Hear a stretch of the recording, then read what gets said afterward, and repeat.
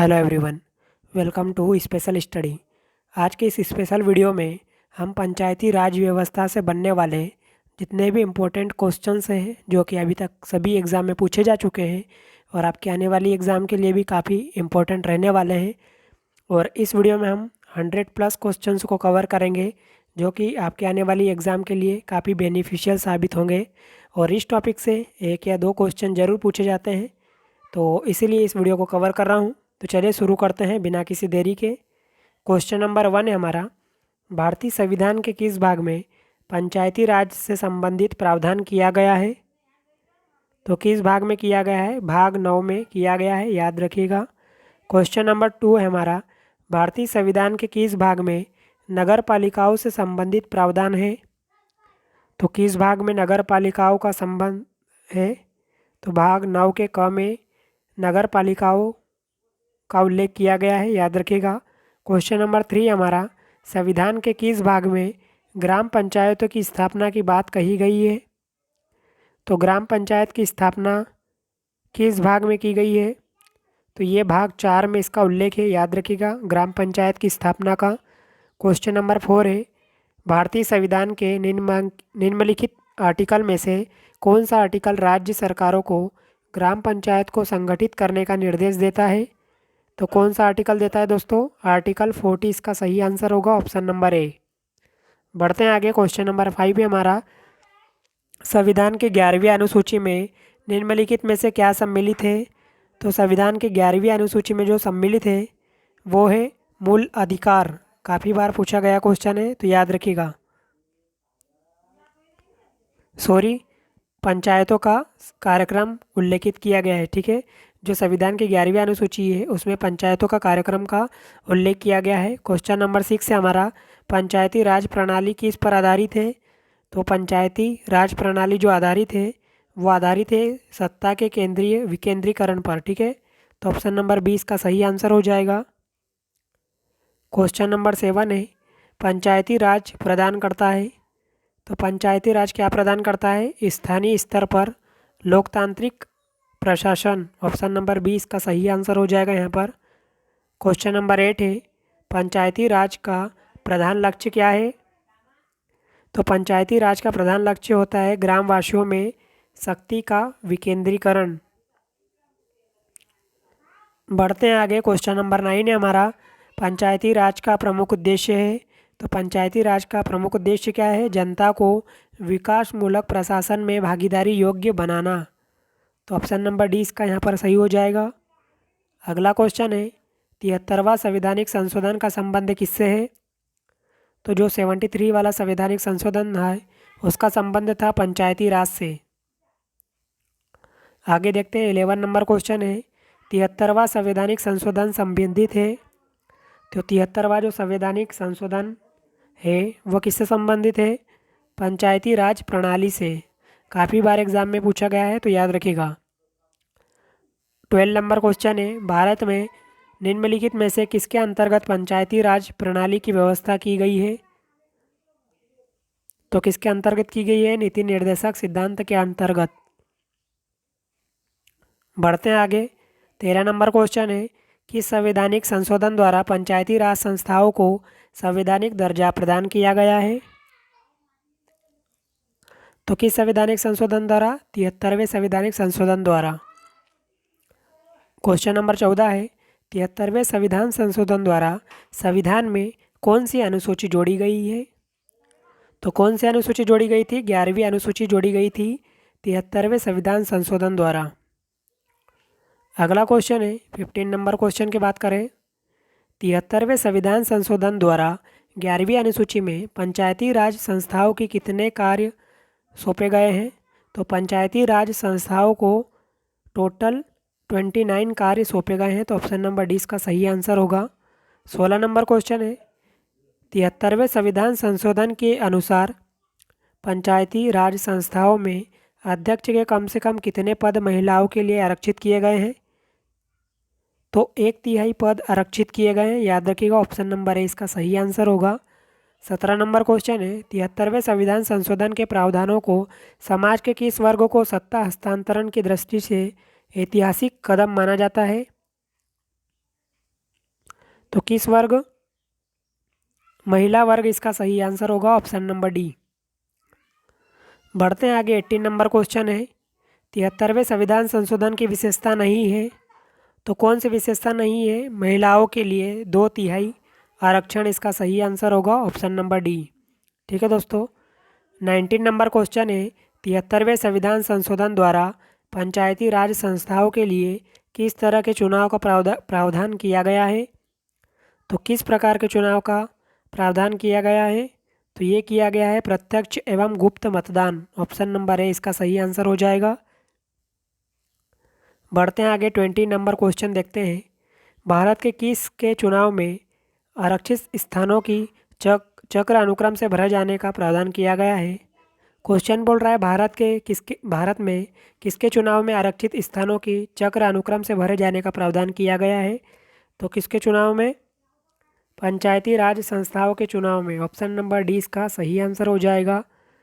21 number question है, पंचायत के विघटन के उपरांत निम्नलिखित में से कौन सी समय अवधि नए चुनाव कराने हेतु सही है? तो कितने समय अवधि के अंदर होना चाहिए चुनाव? तो इसका सही आंसर हो जाएगा दोस्तों 6 माह के अंदर ही। ठीक है, ऑप्शन नंबर सी इसका सही आंसर होगा यहाँ पर।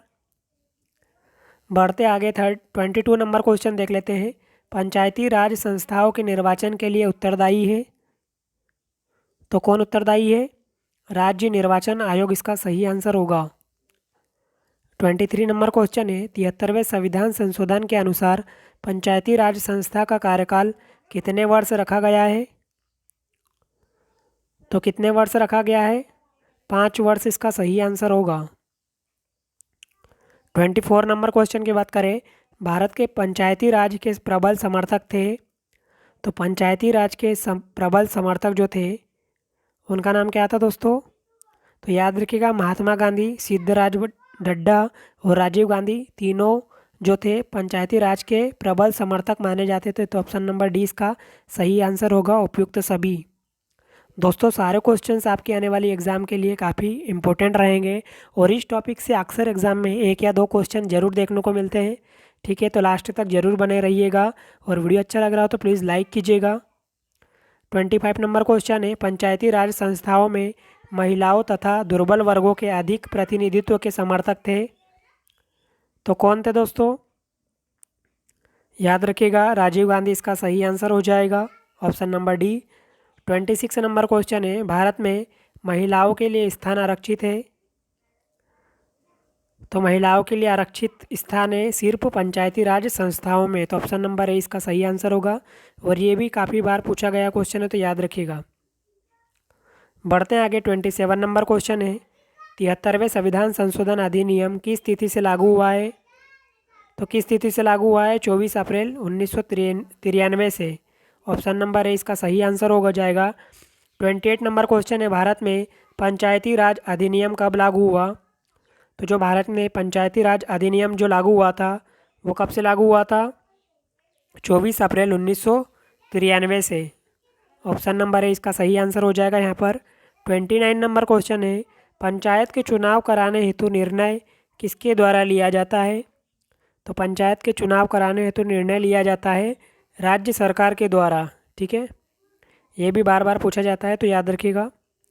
30 नंबर क्वेश्चन की बात करें, भारत में पंचायती राज का प्रारंभ किया गया, तो भारत में पंचायती राज का प्रारंभ कब किया गया था? 1959 को। आईएमपी क्वेश्चन रहेगा आपके एग्ज़ाम के लिए। बढ़ते हैं आगे। 31 नंबर क्वेश्चन देखते हैं, पंचायती राज प्रथम प्रवर्तित किया गया, तो पंचायती राज प्रथम प्रवर्तित किया गया था कहाँ पर? राजस्थान में, और ये काफ़ी बार पूछा गया है, तो इसको भी याद रखिएगा आप। 32 नंबर क्वेश्चन है, भारत में सबसे पहले राजस्थान में पंचायती राज की स्थापना की गई थी, तो वह किस वर्ष में की गई थी? तो ये याद रखिएगा 1959 में की गई थी। काफ़ी बार एग्जाम में देखने को मिला है ये भी क्वेश्चन। 33 नंबर क्वेश्चन है, स्थानीय ग्रामीण शासन के रूप में पंचायती राज प्रणाली सर्वप्रथम कहाँ अपनाई गई थी और किसके द्वारा अपनाई गई थी? तो ये अपनाई गई थी राजस्थान एवं आंध्र प्रदेश के द्वारा। ठीक है, ऑप्शन नंबर डी इसका सही आंसर हो जाएगा यहाँ पर। 34 नंबर क्वेश्चन है, भारत में पंचायती राज व्यवस्था सर्वप्रथम राजस्थान और किस राज्य में अपनाई गई थी या किस राज्य में प्रारंभ की गई थी? तो राजस्थान और आंध्र प्रदेश इसका सही आंसर होगा, जैसा कि आपको मैंने पहले क्वेश्चन में बताया है। याद रखिएगा, इंपॉर्टेंट क्वेश्चन रहेगा ये। 35 नंबर क्वेश्चन की बात करें, 2 अक्टूबर 1959 को भारत में पंचायती राज का शुभारंभ निम्नलिखित में से कहाँ पर किया गया? तो ये किया गया था नागौर, राजस्थान में। ठीक है, ऑप्शन नंबर ए इसका सही आंसर हो जाएगा।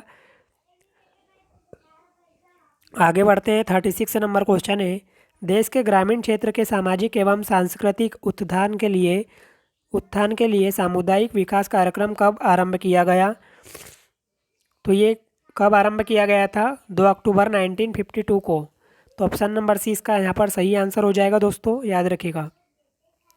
बढ़ते हैं आगे। 37 नंबर क्वेश्चन है, सामुदायिक विकास कार्यक्रम का सार था? तो सामुदायिक विकास कार्यक्रम का सार क्या था? लोक भागीदारी इसका सही आंसर हो जाएगा, option number C. 38 number question है, भारत सरकार द्वारा सामुदायिक विकास योजना की शुरुआत की गई 2 अक्टूबर। तो 2 अक्टूबर कब की गई थी? 2 अक्टूबर 1953 को। ये भी पूछा गया क्वेश्चन है, याद रखिएगा। 39 नंबर क्वेश्चन है, सामुदायिक विकास कार्यक्रम की असफलता का कारण है? तो सामुदायिक विकास कार्यक्रम की असफलता का कारण क्या था दोस्तों? अशिक्षा इसका असफलता का कारण था। तो ऑप्शन नंबर डी इसका सही आंसर हो जाएगा। बढ़ते हैं आगे। 40 नंबर क्वेश्चन है, पंचायती राज की दृष्टि से महत्वपूर्ण प्रतिवेदन है। तो महत्वपूर्ण प्रतिवेदन क्या है दोस्तों? बलवंत राय मेहता समिति प्रतिवेदन। ठीक है, ऑप्शन नंबर सी इसका सही आंसर हो जाएगा, ऑप्शन नंबर सी।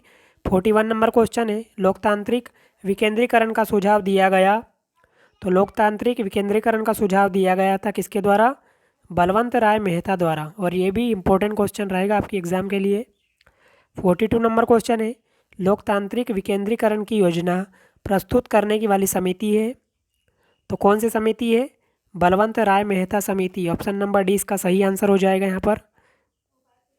बढ़ते हैं आगे। 43 नंबर क्वेश्चन है, भारत में पंचायती राज की त्रिस्तरीय व्यवस्था का अनुमोदन किस समिति के द्वारा किया गया था?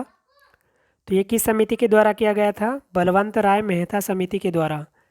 ये भी पूछा गया क्वेश्चन है। 44 नंबर क्वेश्चन है, जिस समिति में लोकतांत्रिक विकेंद्रीकरण और पंचायती राज की सिफारिश की उसका सभापति कौन था? तो उसका सभापति था बलवंत राय मेहता। काफ़ी बार एग्जाम में ये पूछा गया क्वेश्चन है, तो याद रखिएगा। आगे बढ़ते हैं। 45 नंबर क्वेश्चन है, पंचायती राज से संबंधित निम्नलिखित कथनों में से कौन सा कथन सही नहीं है? मतलब कि आपको गलत कथन बताना है। तो 73वां संशोधन 15 अगस्त 1993 से प्रभावी हुआ, ये यहाँ पर गलत हो जाएगा। तो ऑप्शन नंबर बी यहाँ पर राइट हो जाएगा, जो कि गलत है। 46 नंबर क्वेश्चन देख लेते हैं, बलवंत राय मेहता समिति प्रतिवेदन में पंचायती राज संस्थाओं को कितने स्तर पर करने का सुझाव दिया गया है? तो कितने स्तर पर करने का सुझाव दिया गया है? 3 स्तर पर। ऑप्शन नंबर सी इसका सही आंसर होगा। 47 नंबर क्वेश्चन है, बलवंत राय मेहता समिति ने किसको अधिक शक्तिशाली बनाने का सुझाव दिया? तो किसको अधिक शक्तिशाली बनाने का सुझाव दिया था? पंचायत समिति को। ऑप्शन नंबर सी इसका सही आंसर हो जाएगा। बढ़ते आगे। 48 नंबर क्वेश्चन है, पंचायती राज व्यवस्था में स्थानीय स्वशासन की व्यवस्था कैसी होती है? तो कैसी होती है? ग्राम, ब्लॉक और जिला स्तर पर 3 स्तरीय संरचना। ऑप्शन नंबर बी इसका यहाँ पर सही आंसर हो जाएगा। 49 नंबर क्वेश्चन है, बलवंत राय मेहता समिति प्रतिवेदन के अनुसार महत्वपूर्ण संस्था थी। तो कौन सी महत्वपूर्ण संस्था थी दोस्तों? पंचायत समिति इसका सही आंसर हो जाएगा। बढ़ते हैं आगे। 50 नंबर क्वेश्चन है, निम्नलिखित में से कौन पंचायती राज संस्था नहीं है? तो कौन सी संस्था नहीं है? नगर परिषद इसका सही आंसर होगा। ये जो तीनों ऑप्शन दिए हैं ये पंचायती राज संस्था कहलाती है। तो ऑप्शन नंबर डी यहाँ पर राइट हो जाएगा। अगला क्वेश्चन है, पंचायती राज संस्थाओं के संगठन के दो स्तर होने का सुझाव दिया। क्वेश्चन बोल रहा है पंचायती राज संस्थाओं के संगठन के 2 स्तर होने का सुझाव दिया। तो किस समिति ने दिया था ये सुझाव? तो ये अशोक मेहता समिति के द्वारा दिया गया था। ठीक है, ये भी पूछा गया क्वेश्चन है, तो याद रखिएगा आप। बढ़ते हैं आगे। 52 नंबर क्वेश्चन है, पंचायती राज चुनावों में राजनीतिक दलों को खुले तौर से चुनाव चिन्हों के आधार पर भाग लेने देने का सुझाव किस समिति ने दिया है? तो किस समिति ने दिया है ये सुझाव? अशोक मेहता समिति ने। ऑप्शन नंबर 20 का सही आंसर हो जाएगा।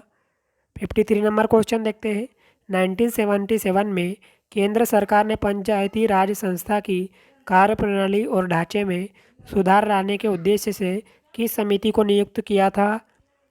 तो किस समिति को नियुक्त किया था? अशोक मेहता समिति को। ऑप्शन नंबर ए यहाँ पर राइट हो जाएगा। आगे बढ़ते हैं। 54 नंबर क्वेश्चन, देश में पंचायती राज व्यवस्था का आरंभ किस समिति की रिपोर्ट के आधार पर किया गया? तो किस समिति के आधार पर किया गया था? तो इसका सही आंसर हो जाएगा बलवंत राय मेहता समिति। ठीक है। अगला क्वेश्चन है, बलवंत राय मेहता समिति की अनुशंसा के आधार पर किस वर्ष पंचायती राज व्यवस्था को लागू किया गया? तो कब लागू किया गया था दोस्तों ये? तो ये लागू किया गया था 1961 में। ठीक है। बढ़ते हैं आगे। 56 नंबर क्वेश्चन है, अशोक मेहता समिति ने पंचायती राज व्यवस्था के अंतर्गत कितने स्तरीय ढांचे की स्थापना की सलाह दी? तो कितने स्तरीय ढांचे की स्थापना की सलाह दी थी ये? तो इसका सही आंसर हो जाएगा 2। ठीक है। 57 नंबर क्वेश्चन, अशोक मेहता समिति ने किन 2 स्तरों की बात की थी? तो जो अशोक मेहता समिति है उन्होंने किसकी बात की थी? मंडलीय पंचायत एवं जिला परिषद की। तो ऑप्शन नंबर सी इसका सही आंसर हो जाएगा यहाँ पर। बढ़ते हैं आगे। 58 नंबर क्वेश्चन है, अशोक मेहता समिति किससे संबंधित था? तो अशोक मेहता जो समिति थी वो संबंधित थी पंचायती राज से। ठीक है। ऑप्शन नंबर सी इसका सही आंसर हो जाएगा।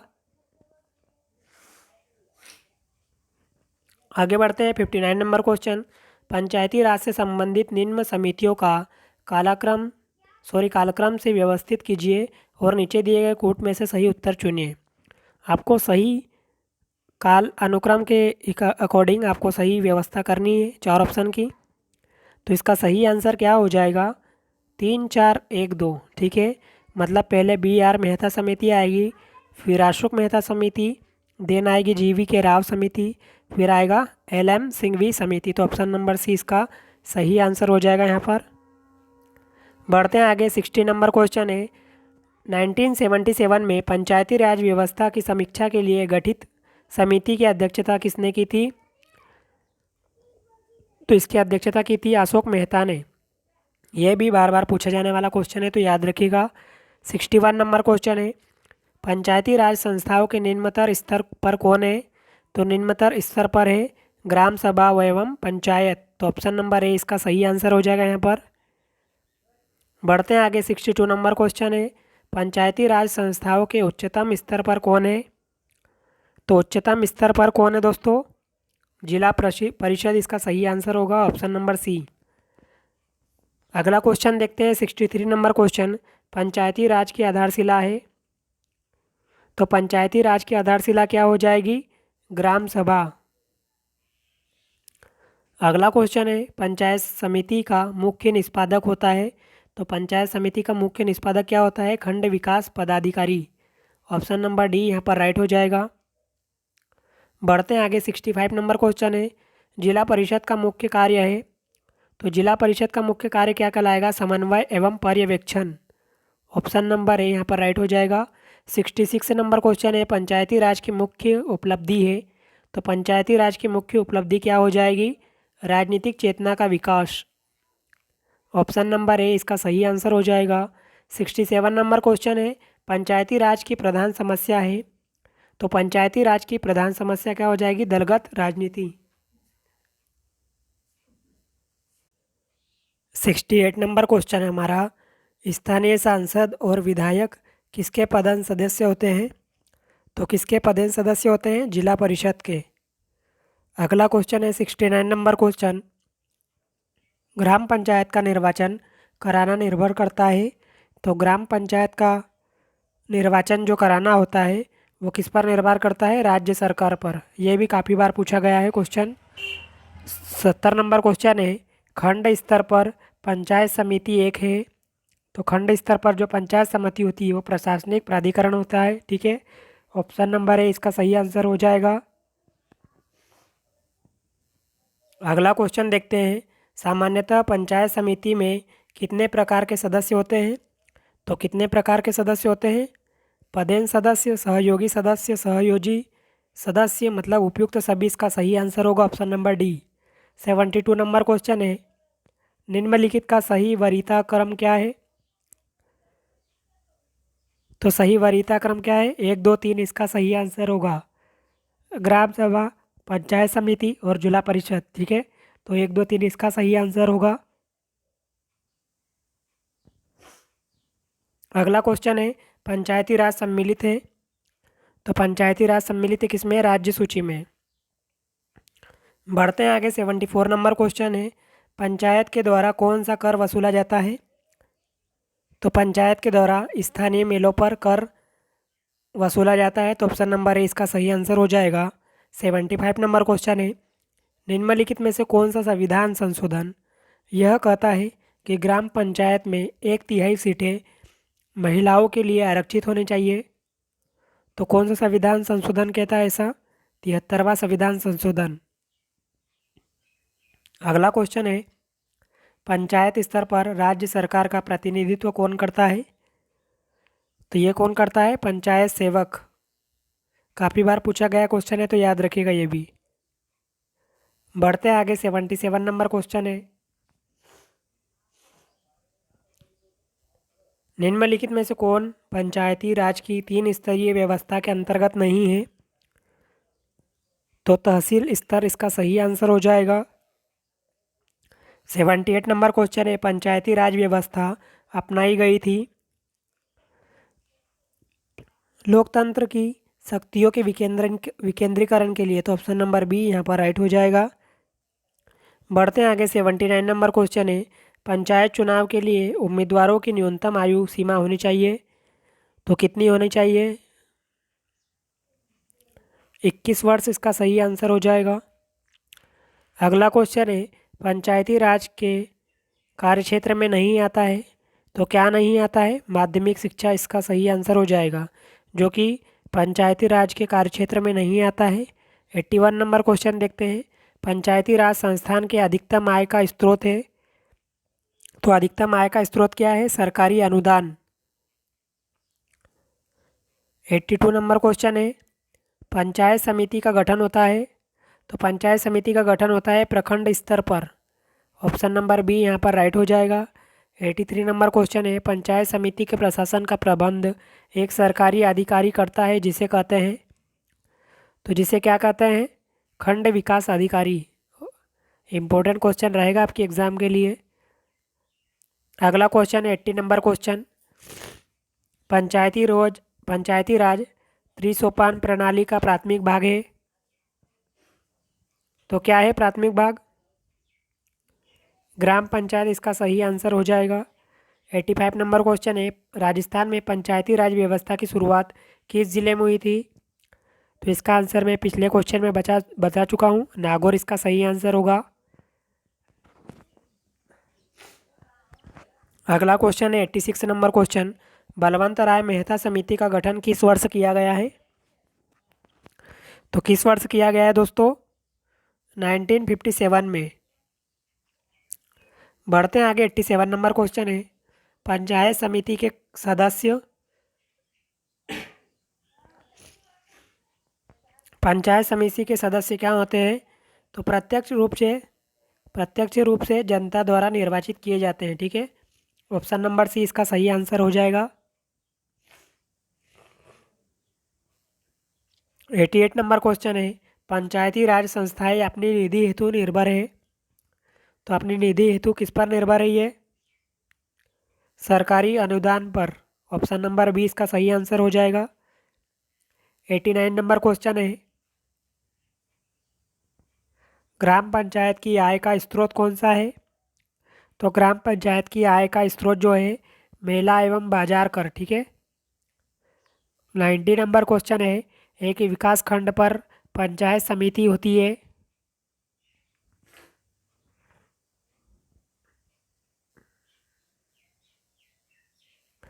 90 नंबर क्वेश्चन है, एक विकास खंड पर पंचायत विधि, एक विकास खंड पर पंचायत समिति होती है, तो क्या होती है ये? तो दोस्तों ये होती है एक प्रकाशकीय अधिकरण, ठीक है, प्रकाशकीय अधिकरण। तो ऑप्शन नंबर 20 का सही आंसर हो जाएगा। 90 नंबर क्वेश्चन देखते हैं, यदि पंचायत भंग होती है तो किस अवधि के अंदर निर्वाचन होंगे?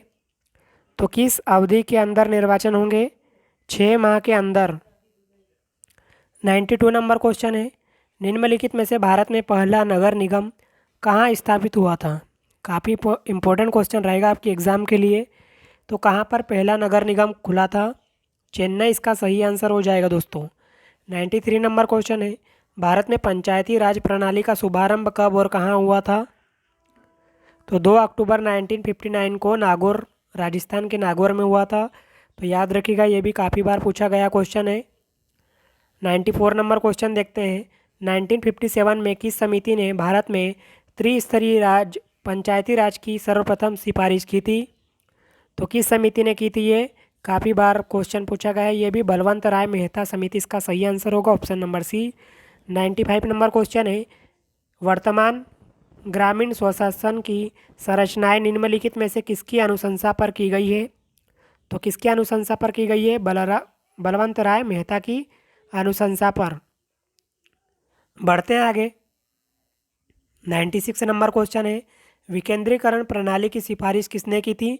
तो विकेंद्रीकरण प्रणाली की सिफारिश की थी बलवंत राय मेहता ने। तो ऑप्शन नंबर सी यहाँ पर राइट हो जाएगा। 97 नंबर क्वेश्चन है, 73वें संविधान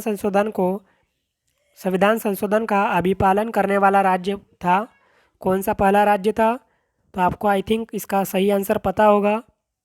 इसका सही आंसर हो जाएगा आंध्र प्रदेश, ठीक है। 98 नंबर क्वेश्चन है, भारत में पंचायती राज व्यवस्था का वास्तुकार किसे कहा जाता है? तो किसे कहा जाता है, ये भी बार बार पूछा जाता है। BR मेहता इसका सही आंसर होगा, बलवंत राय मेहता इसका सही आंसर है, ठीक है। 99 नंबर क्वेश्चन है, भारत में सही मायने में स्थानीय स्वशासन का जनक किसे कहा जाता है? तो किसे कहा जाता है? लॉर्ड रिपन इसका सही आंसर हो जाएगा। काफ़ी बार पूछा गया क्वेश्चन, याद रखिएगा। 100 नंबर क्वेश्चन है, भारत में प्रत्यक्ष लोकतंत्र का उदाहरण क्या है? तो प्रत्यक्ष लोकतंत्र का उदाहरण है ग्राम सभा। बढ़ते हैं आगे। 101 नंबर क्वेश्चन है, ग्राम सभा का अभिप्राय है? तो ग्राम सभा का अभिप्राय किससे है? ग्राम स्तर के पंचायत क्षेत्र के निर्वाचक नामावली से, पंजीकृत लोग से। तो ऑप्शन नंबर सी इसका सही आंसर होगा। 102 नंबर क्वेश्चन है, निम्नलिखित में से कौन सी एक समिति पंचायती राज संस्था से संबंधित नहीं है? तो कौन से संबंधित नहीं है? PVN राव समिति। ऑप्शन नंबर ए इसका सही आंसर हो जाएगा। बढ़ते हैं आगे। 103 नंबर क्वेश्चन है, ग्राम पंचायतों की आय का साधन निम्नलिखित में से कौन नहीं है? तो कौन नहीं है? कृषि पर आय कर, ठीक है, कृषि आय पर कर। तो ऑप्शन नंबर ए इसका सही आंसर होगा। 104 नंबर क्वेश्चन है, निम्नलिखित में से क्या प्रत्यक्ष लोकतंत्र का उदाहरण है? तो कौन सा प्रत्यक्ष लोकतंत्र का उदाहरण हो जाएगा? ग्राम पंचायत इसका सही आंसर होगा, ऑप्शन नंबर डी। तो उम्मीद है कि दोस्तों सभी क्वेश्चन आपको अच्छे लगे होंगे। अगर आपको वीडियो पसंद आया तो प्लीज़ लाइक कीजिएगा, चैनल पर नए हो तो प्लीज़ सब्सक्राइब कीजिएगा, साथ में बेल आइकन को भी प्रेस कीजिएगा, ठीक है। और आपने पुराने वीडियोस नहीं देखे हैं तो आपसे रिक्वेस्ट है कि प्लेलिस्ट में जाकर उन वीडियोस को ज़रूर देखिएगा। मैंने जियोग्राफी को कंप्लीट MCQ के रूप में कवर किया है और पॉलिटी के भी कई सारे मैंने टॉपिक वाइज MCQ करवा चुका हूँ, उन्हें भी ज़रूर देखिएगा। तो चलिए मिलते हैं ऐसे इंपॉर्टेंट टॉपिक के साथ नेक्स्ट वीडियो में। जब तक के लिए जय हिंद, ऑल द बेस्ट।